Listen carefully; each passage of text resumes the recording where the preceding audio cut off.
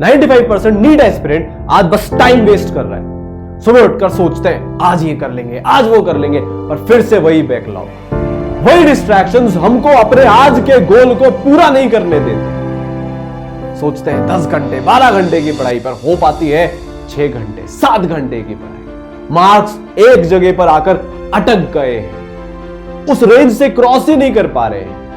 अब लगने लगा है कि यार वो जो 700 प्लस का सपना है, 680 का सपना है, वो शायद पूरा नहीं हो पाएगा। आज के वीडियो में हम सिर्फ एक बात कर रहे होंगे कि अब से लेकर बचे हुए टाइम में कैसे, अगर 0 से भी स्टार्ट करते हैं मान लो, तो हम वो मैजिकल 700 प्लस का आंकड़ा छू लेंगे। देखो, अगर सीरियस होना, अगर सच में लाना चाहते हो ना, तभी अब से लेकर वीडियो के एंड तक देखना और कॉपी पेन ले आओ। ये कोई मूवी नहीं है। हाँ भाई, सर बता रहे, आराम से लेट कर देख रहे, हाय हाय हाय हाय हाय, क्या बात है। नहीं, 15 मिनट का कोई मोटिवेशन नहीं है। पूरा का पूरा यहां से लेकर मई 5 तक एग्जैक्टली क्या करना है वो हम देखने वाले हैं। और करना क्यों है? अपने लिए करना है। इतनी मेहनत, इतनी शिद्दत से हम क्यों करने वाले हैं? आज के बाद सब बदलने क्यों वाला है? क्योंकि हमें वो व्हाइट कोट पहनना है, अपने पेरेंट्स के चेहरे पर वो खुशी देखनी है। जितने भी लोग टॉन्ट मार रहे हैं ना, जितने भी लोग आज नीचे खींच रहे हैं ना, उन सबको जवाब देना है, डॉक्टर बनकर दिखाना है। आ जाओ, शुरू करते हैं। 5 पॉइंट्स पूरी प्रिपरेशन आपकी बदल देंगे। 700 प्लस मार्क्स नीट में आएंगे। पहला, बकवास बंद, पूरा एलैबोरेट करके समझाऊंगा। दूसरा, एग्जाम को समझो। 99% नीट का बच्चा सिलेबस चेंज हो गया, ये हो गया, वो हो गया, वो एग्जाम समझने को ही तैयार नहीं है। गलत ट्रैक पर प्रिपरेशन किए जा रहा है, उसको आज समझेंगे, सुधारेंगे। टॉपर का टाइम टेबल, पिछले साल हर 10 में से एक बच्चा 600 प्लस नंबर लेकर आया, हाईएस्ट सिलेक्शन रेशियो देश का आया। 6000 मेरे पढ़ाए हुए बच्चे डॉक्टर बन गए। उन सब का एक जो टाइम टेबल है, इतने बच्चों ने अलग अलग कॉम्पिटिटिव एग्जाम क्रैक किया। तुम्हारा टाइम टेबल कैसा होना चाहिए? तुम एक 12th के बच्चे हो, तुम एक ड्रॉपर हो, दोनों तरह के बच्चों के लिए आज बात करी जाएगी। फिर सब्जेक्ट वाइज स्टेप्स, भाई फिजिक्स में क्या करना है, केमिस्ट्री में क्या करना है, बायो में क्या करना है, वो बात करेंगे। और फाइनली इन चारों पॉइंट से सबसे ज्यादा इंपॉर्टेंट, सिग्मा माइंडसेट। टॉपर यार सिर्फ सब्जेक्ट आने से नहीं बनते हैं, टेस्ट देने आने से नहीं बनते हैं। सबसे बड़ा जो रोल होता है वो एक माइंडसेट का होता है, उसके बारे में भी डिटेल में चर्चा करेंगे। शुरू करते हैं। Point number 1। पॉइंट नंबर 1 है बकवास बंद। अभी मैंने बकवास बंद क्यों लिखा है? आपको पता है आप ना बकवास करते हो क्या कि यार अभी भी पॉसिबल है क्या लाना, 6 महीने में 700 प्लस आ सकते हैं क्या? फिर अगले महीने पूछ रहे हो कि 5 महीने में 700 प्लस, फिर उसके अगले महीने 4 महीने में 700 प्लस। यही तो करते रहते हैं हम। हमारा दिमाग सिंपैथी गेन करना चाहता है, मेहनत तो करना चाहता नहीं है। ह्यूमन टेंडेंसी है यार। वो क्या चाहता है यार? बड़े बड़े सवाल पूछ लेता हूं मैं, करना तो चाहता हूं, लाना चाहता हूं मैं 700 प्लस, 650 प्लस। यही बकवास 4 अलग अलग जगह पर जाकर देख लेंगे, 4 अलग लोगों से पूछ लेंगे, दिमाग हो जाता है बढ़िया। हाँ यार, सही बात तो है, मैं लाना तो चाहता था, मैंने सुबह ही तो ये सवाल पूछा था। सवाल पूछने से नहीं होगा।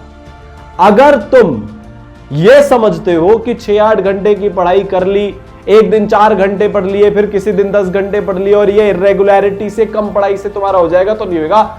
21 लाख बच्चा तो पिछली बार ही बैठ गया था एग्जाम में, इस बार थोड़ा ज्यादा भी हो सकता है। उसमें से 4-5 लाख बच्चा अपनी लाइफ की सबसे ज्यादा मेहनत अगले 7 महीने, 6 महीने, 5 महीने, जितने भी बच्चे उसमें करने वाला है। उसमें तुम्हारे जितना ही दिमाग है। अब जो ज्यादा मेहनत करेगा वो ही फोड़ेगा, 700 प्लस तक तो वही पहुंचेगा। तो ये जितनी भी बकवास है ना, अभी मैं देख रहा हूं सिलेबस कम हो गया तो कुछ बच्चे चिल हो गए, कोई फर्क नहीं पड़ रहा उससे। रिलेटिव है, कॉम्पिटिटिव मार्किंग है, यहां पर कॉम्पिटिटिव एग्जाम है।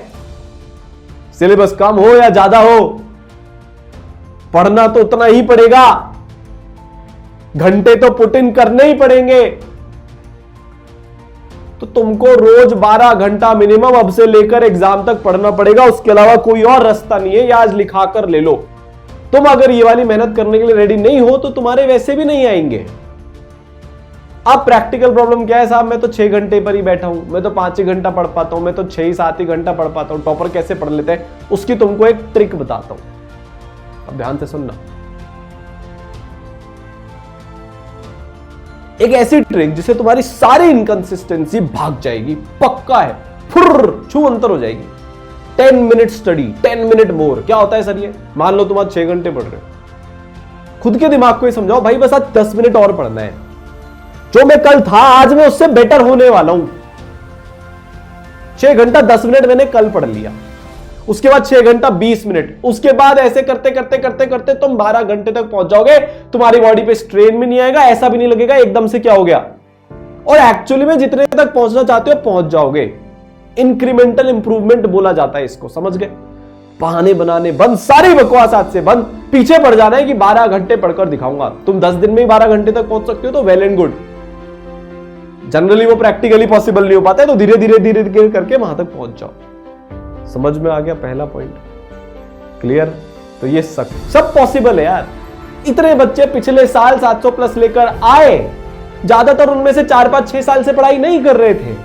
6 महीने 7 महीना 8 महीने की तैयारी से लेकर आए। एग्जाम का टाइप वैसा है, लाना बिल्कुल पॉसिबल है। क्लियर? मेरे पास कोई इंजेक्शन नहीं है यार, यहां लगा दिया, ओहो तुम तो वैसे भी डॉक्टर बनने वाले हो, ये मेरे को मेरी नर्व दिख रही है, थोड़ा सा वो क्या बोलते हैं उसको, एसीटोन लगाता हूं और ये इंजेक्शन लगा देता हूं, सारा सिलेबस अंदर घुस गया, सारी मेहनत अंदर घुस गई। ऐसा कुछ नहीं होता, हार्ड ग्राइंड करना पड़ता है। ठीक है, नीट को समझो। अब देखो तकलीफ कहां पे है। सबसे पहली तकलीफ क्या है? बच्चे खुशियां मना रहे हैं कि भैया सिलेबस हो गया है कम।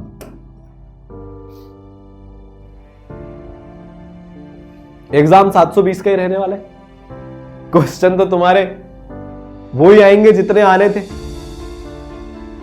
हर टॉपिक में से बस अब ज्यादा सवाल आने वाले हैं। अब ये तो मुश्किल वाला काम है भैया, ये तो तकलीफ वाला काम हो गया।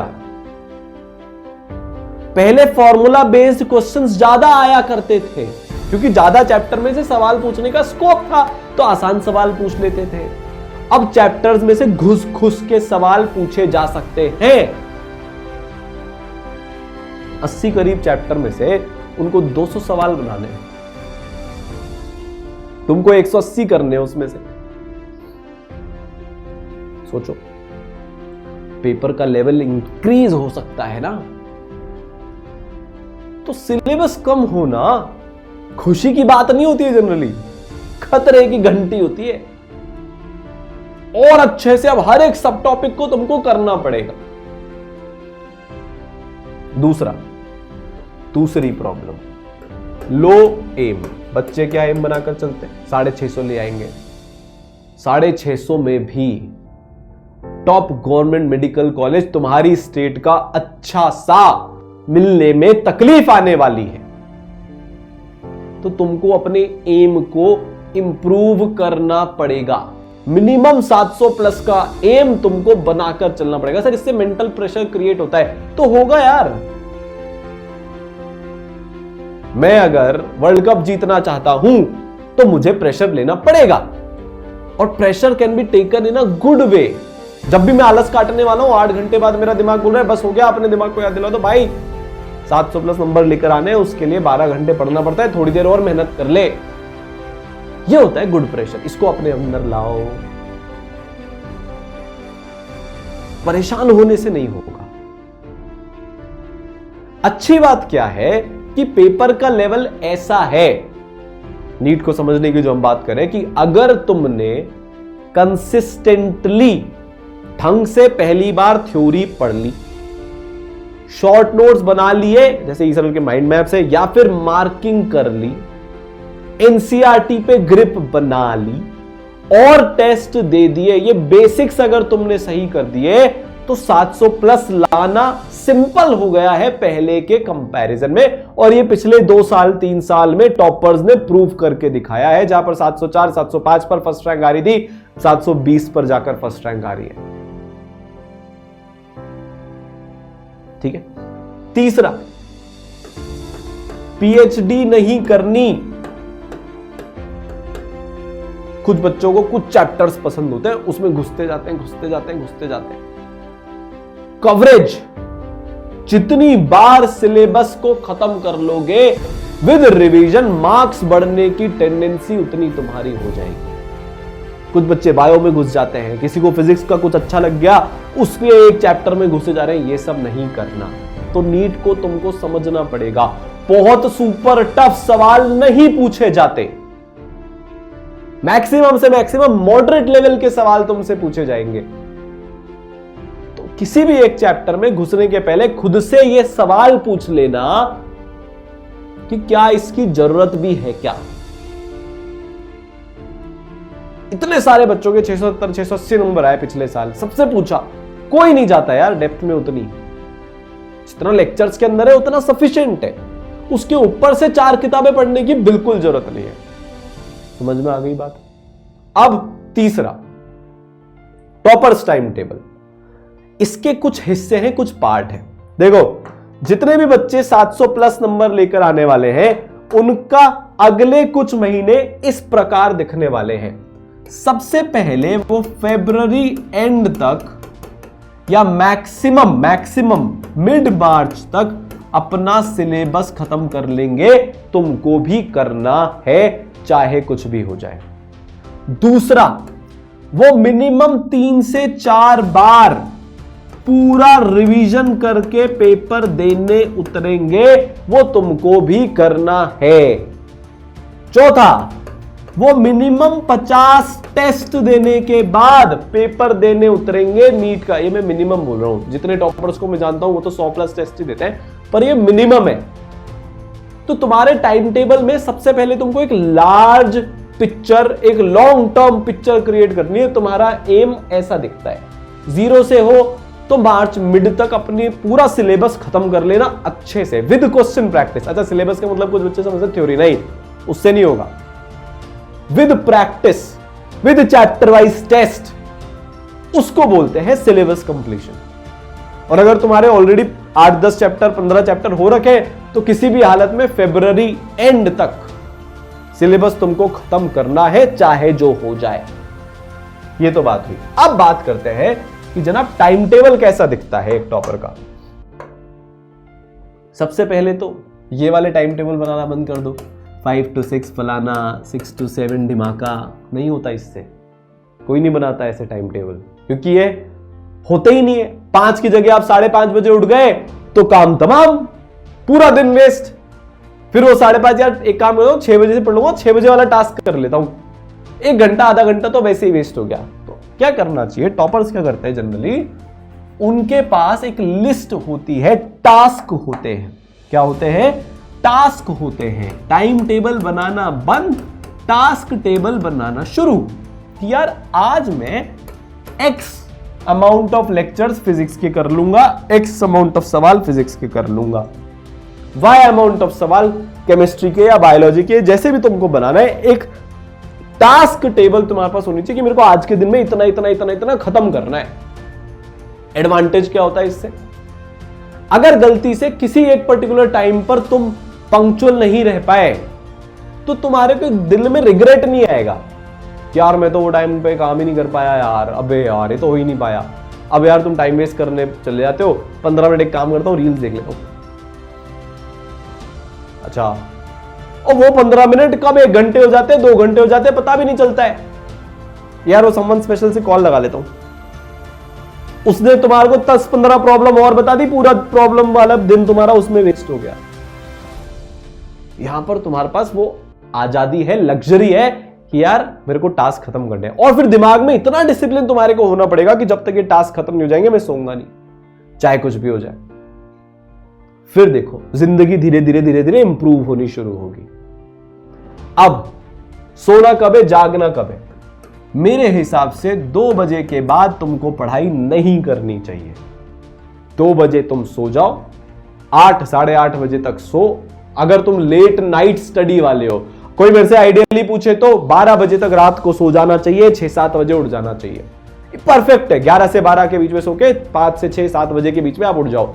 6 साढ़े 6 घंटे की नींद से ज्यादा लेने की जरूरत नहीं है। 7 घंटे अल्ट्रा प्रो मैक्स। अगर तुम्हारा बॉडी टाइप वैसा है, दिमाग तुम्हारा उस टाइप का है जिसको ज्यादा नींद की जरूरत है, तो 7 घंटे, उससे ज्यादा नींद की बिल्कुल जरूरत नहीं।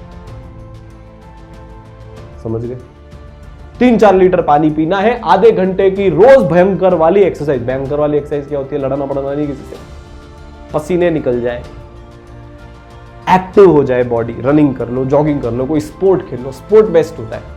मेंटल हैप्पीनेस बढ़ती है, कामनेस आती है, बॉडी के नेगेटिव थॉट्स निकलते हैं। उस टाइम पर हम पूरा इन्वॉल्व हो जाते हैं उसे किसी चीज में। और अगर नहीं है स्पोर्ट, कान में ईयरफोन लगाओ, दौड़ने चले जाओ, योगा कर लो, सूर्य नमस्कार कर लो। पर करो ना यार, काउच पे वो क्या बोलते हैं, काउच पोटैटो बन कर बैठे हुए सब, तो जा रही है। मेहनत करनी पड़ेगी फिजिकली भी। समझ में आया? तो ये तुम्हारा टाइम टेबल दिखता है। मेरा ऐसा ही था जिससे मेरा आईटी बॉम्बे क्रैक हुआ। 12th के साथ मेरा नहीं हुआ था। मैं रैंडम आदमी था एकदम, जब मर्जी करी पढ़ लिया, जब मर्जी करी उठ लिया। डिसिप्लिन डिसिप्लिन डिसिप्लिन और कंसिस्टेंसी के साथ डिसिप्लिन। तुम्हारी जिंदगी में अगर 2 चीजें ना, डिसिप्लिन और कंसिस्टेंसी, अगले कुछ महीनों तक लगातार है, तो दुनिया की कोई ताकत तुम्हारे को तुम्हारा ड्रीम अचीव करने से नहीं रोक सकती। समझ में आ गई बात? ठीक है, अब आते हैं अगला, सब्जेक्ट वाइज टिप्स। तो यार पहले अपन ऑब्वियस सी बात है केमिस्ट्री से ही शुरू करने वाले हैं, क्योंकि मैं केमिस्ट्री का मास्टर हूं। तो केमिस्ट्री के अपने 3 पार्ट होते हैं, तीनों की अलग अलग स्ट्रैटेजी होती है, आईओसी, ओसी और पीसी। आईओसी का मतलब है तुम्हारे लिए एनसीईआरटी। आईओसी में तुम जितनी बार एनसीईआरटी पढ़ोगे उतना बढ़िया रहेगा, इससे बाहर नहीं आता है।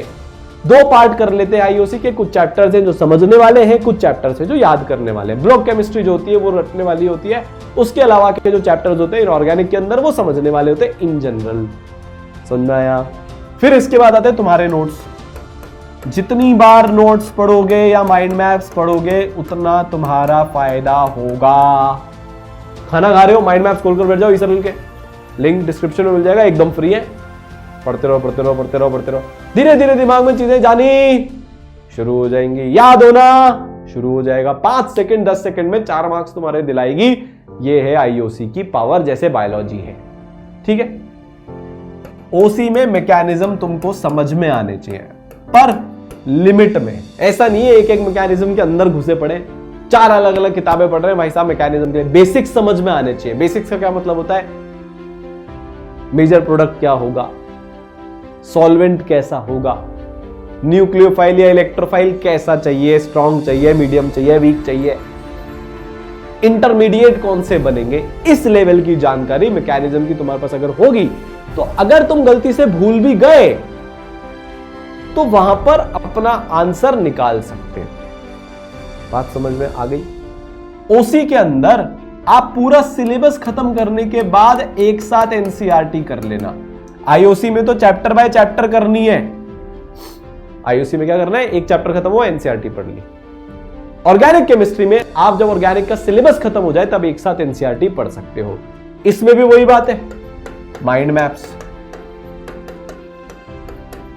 स्पेसिफिकली जो रिएक्शन एनसीईआरटी में लिखे हुए हैं उनकी एक एक चीज याद होनी चाहिए। इतना टेम्परेचर लिखा हुआ है, इसके नीचे मेजर लिखा हुआ है, जो भी उसमें कंडीशन दे रखी है उस पर्टिकुलर रिएक्शन की तुमको एक एक याद होनी चाहिए, क्योंकि वहां से सवाल उठकर पिछले सालों में आ रहे हैं। ठीक है, अब बात करते हैं पीसी की। सिर्फ एक चीज है इसमें, प्रैक्टिस। इसीलिए नीट का बच्चा थोड़ा सा इसमें परेशान रहता है। इनफैक्ट हर बच्चा ही परेशान रहता है, बोर्ड का हो जेईई का हो, क्योंकि इसका एक ही तरीका है, आप जितना पेन चलाओगे उतना होगा। इसके लिए एनसीईआरटी उतनी जरूरत नहीं है। एनसीईआरटी के फॉर्मूलेज आपको याद होने चाहिए, पर ये सिर्फ और सिर्फ और सिर्फ प्रैक्टिस से ही होगा। जितने सवाल लगाओगे उतना बेस्ट है। तुम इसकी कैलकुलेशन अवॉइड नहीं कर सकते। टिपिकल कैलकुलेशन कई बार कई क्वेश्चन में आ जाती है, तो तुम्हें कैलकुलेशन करने आनी चाहिए है। जितनी बार इसके फॉर्मूला, अच्छा इसमें सबसे ज्यादा इंपॉर्टेंट है फॉर्मूला। डायरेक्ट फॉर्मूला बेस्ड सवाल आते हैं, वेंट ऑफ इक्वेशन फलाना डिमाका, बार बार बार बार बार बार बार बार सवाल आते हैं। अच्छा अब एक चीज, अच्छा याद आ गया, इंपॉर्टेंट चैप्टर्स। भैया चैप्टर्स अब कुछ भी इंपॉर्टेंट ज्यादा कम नहीं है। नंबर ऑफ चैप्टर्स हो गए कम, तो अब हर चैप्टर में से पूछा जाएगा। तो अब वो 6 चैप्टर 7 चैप्टर फेवरेट हैं, पर वो इसलिए भी फेवरेट है क्योंकि वो बड़े हैं, तो ऑब्वियसली उनसे ज्यादा सवाल पूछे जाएंगे। तो अब सबको बराबर पढ़ना है, सिलेबस कम हो गया ना, तो अब सब चैप्टर में बराबर बराबर हम टाइम दे सकते हैं। ठीक है, क्लियर है। ऑर्गेनिक केमिस्ट्री की एक और चीज, सीक्वेंस बहुत मैटर करती है। आप जीओसी पढ़ने के बाद ही आगे के चैप्टर्स पढ़ सकते हो। हेलोजन डेरिवेटिव के बाद ही अल्कोहल फिनॉल ईथर पढ़ो। तो एक सीक्वेंस होनी चाहिए। आपको आइडियल सीक्वेंस पता करनी है, ई7 की ऐप डाउनलोड कर लेना, उसमें जो ऑर्गेनिक चैप्टर्स की सीक्वेंस है वो बेस्ट पॉसिबल सीक्वेंस है, वहां पर आपको मिल जाएगी कि यार इस सीक्वेंस में ऑर्गेनिक पढ़नी चाहिए। जो बच्चे रैंडम पढ़ लेते ना, पहले कोई सा भी चैप्टर उठाकर पढ़ लिया, उनकी ऑर्गेनिक कभी भी अच्छी नहीं हो सकती। क्लियर है, समझ में आ गया। तो ये तो बात थी केमिस्ट्री की। अब भैया बायोलॉजी में डिटेल तो अपन टीचर से पूछ लेंगे, अलग से वीडियो बना लेंगे। सिर्फ 2 पॉइंट्स आपको बताने वाला हूं। एनसीईआरटी ही भगवान है, जो भी आप मानते हो, और दूसरा रिवीजन ही सब कुछ है। आपके पास रिवीजन के सोर्सेज होने चाहिए। Can be mind maps, NCERT आप बार बार पढ़ लो। भव्य करके हमारी बच्ची 685 नंबर उसके आए थे 6-7 महीने की पढ़ाई से। उसने 8 से 10 बार बायोलॉजी की एनसीईआरटी घोलकर पी ली थी। अर्नव पिछले साल 6 से 70 करीब नंबर आए, एनसीईआरटी घोलकर पी ली। आपको भी वो करना पड़ेगा, जो रिक्वायर्ड है वो है, कोई और ऑल्टरनेट उसका नहीं है। ठीक है, फिर फिजिक्स की अगर हम बात करें, सबसे पहले तो डरना नहीं है।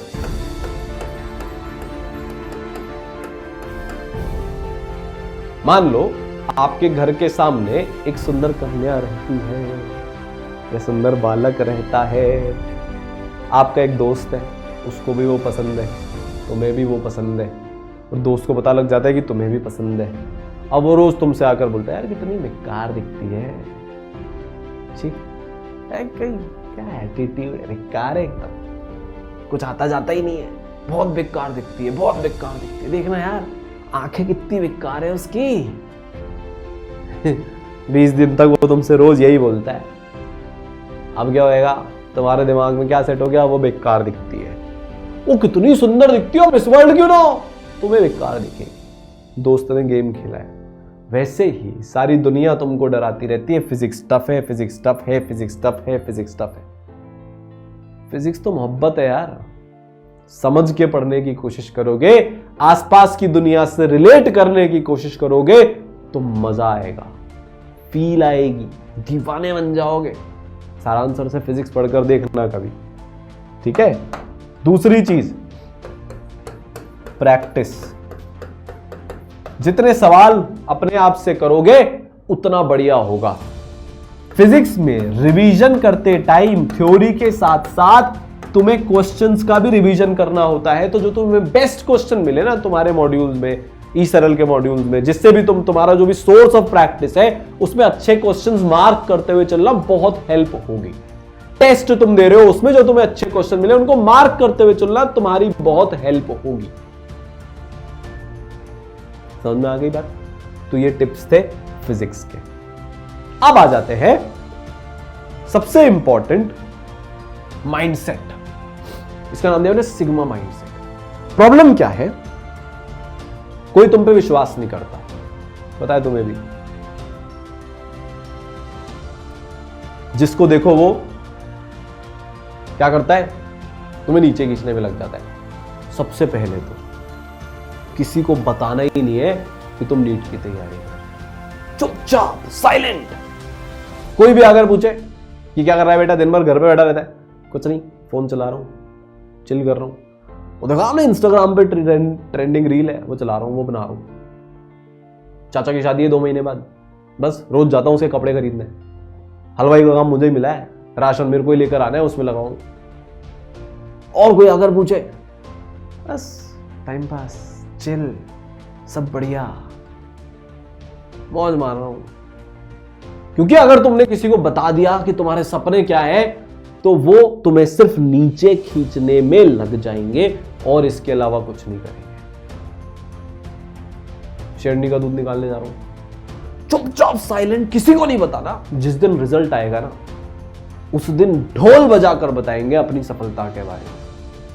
पहला तो ये। दूसरा, जिस चीज की आजकल सबसे ज्यादा कमी हो गई है, अपने ऊपर विश्वास, सेल्फ बिलीफ। 99 कारण है जिसके कारण तुमसे नहीं हो पाएगा, पर सिर्फ एक कारण है जिसके कारण तुमसे हो पाएगा, और वो हो तुम खुद। आज तक जिंदगी में कितनी सारी ऐसी चीजें हैं जो सबको लग रहा था तुमसे नहीं हो पाएगी, तुमने करी, तुम्हारे जिद के दम पर करी।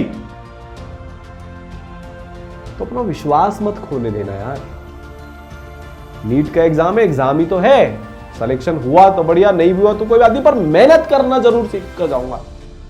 जब 5 मई को एग्जाम होगा और जब उसका रिजल्ट आएगा, तो दिल में रिग्रेट नहीं होना चाहिए कि यार मैंने मेहनत नहीं करी। बात समझ आई? ये माइंडसेट, ये एटीट्यूड के साथ चलना है। जिंदगी की सबसे ज्यादा वाली मेहनत अब से लेकर एग्जाम तक तुम करके दिखाओगे, ये मुझे पूरा विश्वास है। दुनिया को तो नीचे खींचने में मजा आता है, दुनिया ऐसी है। आप किसी को भी अपने सपने बता दोगे ना, तो वो आपको मना ही करेगा, बेटा ये पॉसिबल ही नहीं है। तुम 12th में हो तो तुमसे बोलेंगे यार 12th के साथ थोड़ी ना नीट निकलता है, ड्रॉपर का निकलता है। तुमने ड्रॉप ले लिया तो बोलेंगे बेटा 12th के साथ ही नहीं हुआ, अब क्या होएगा। तीसरा चौथा ड्रॉप है तो तुमको तो पता नहीं क्या क्या बोलेंगे, बेटा शादी कर ले, लड़कियां है तो, लड़का है तो बेटा कुछ कर ले, बीएससी वैसी कमा कर भी खाना है। हर तरह के अपने प्रेशर है, तुमको वही गिनाया जाएगा। जानवी सिंह यार 6th ड्रॉप में उसका हुआ, हिट कमेंट्स ही तो मिलते हैं उसको, लोग मजाक ही तो उड़ाते, पर लोगों को यह समझ में नहीं आता कि यार पहले 2 साल उसके किसी पर्टिकुलर चीज के कारण वेस्ट हो गए, उसके बाद उसने अपनी सीरियस प्रिपरेशन शुरू करी यार। एटलीस्ट वो अब अगले 37-38 साल का जितना उसका करियर बचा है, तब तक डॉक्टर बनकर रहेगी। नहीं लेती वो ड्रॉप तो बीएससी बनकर रह जाती। नॉट दैट कि बीएससी बुरा है, पर उसका सपना जब डॉक्टर था, तो वो एक नॉर्मल बच्चा जिसका 12th के साथ सिलेक्शन हो गया, वो 18 साल से लेकर 60 साल तक डॉक्टर का काम करेगा, 42 इयर्स। उसका 22 साल में हुआ तो वो 37 इयर्स करेगी। और अगर वहीं पर वो डॉक्टर नहीं बनती, तो वो लाइफ के बचे हुए 37 या 38 इयर्स भी नॉन डॉक्टर की तरह से लेती। तो ये तो सिंपल सी गणित है, किसी के कहने पे नहीं आना, अपने ऊपर विश्वास रखना है। जो अपने ऊपर विश्वास रखते हैं वही महान बनते हैं, उन्हीं का कुछ होता है। समझ में आ गए 5 पॉइंट? क्लियर हो गया यहां से लेकर एग्जाम तक की तुम्हारी जर्नी का पाथ? बस लग जाओ, ठान लो, मेहनत की आज से, अभी से होगा। All the best.